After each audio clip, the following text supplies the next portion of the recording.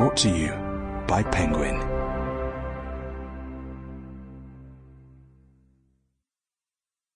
Transcendent Kingdom by Yaa Gyasi. Read for you by Bahni Turpin.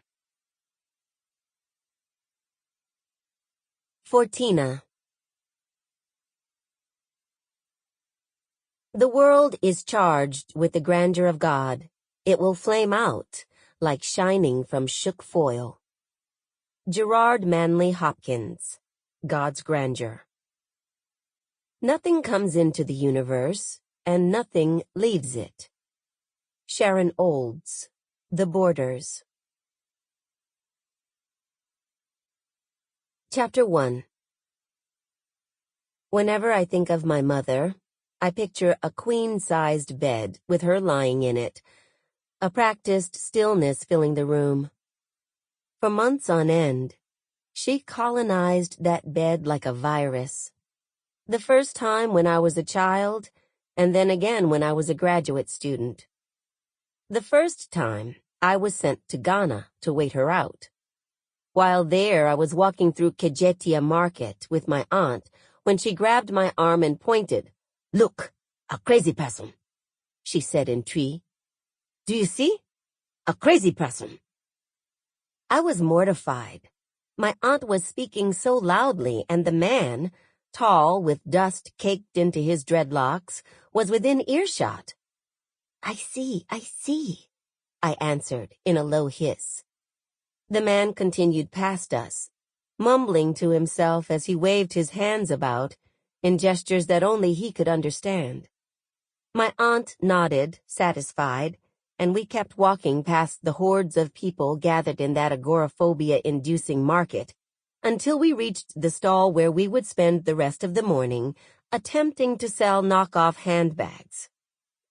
In my 3 months there, we sold only 4 bags.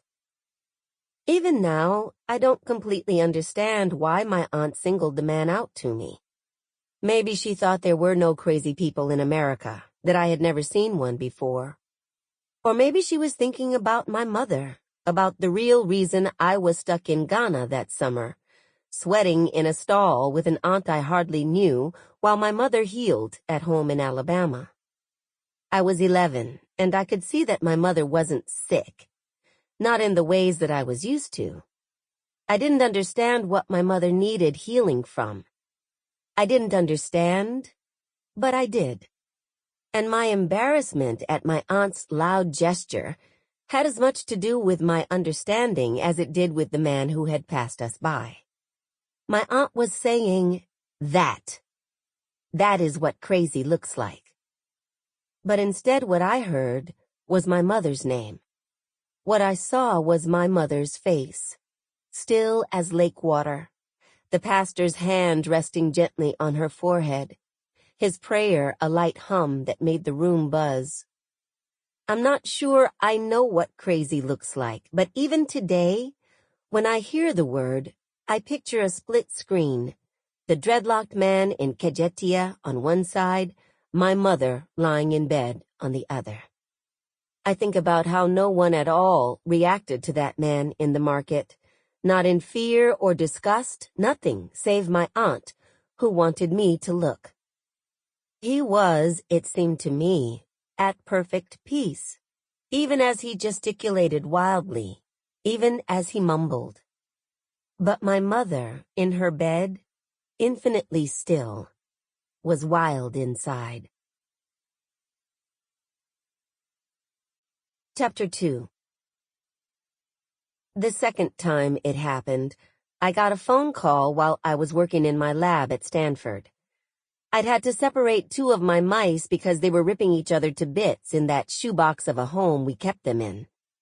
I found a piece of flesh in one corner of the box, but I couldn't tell which mouse it came from at first.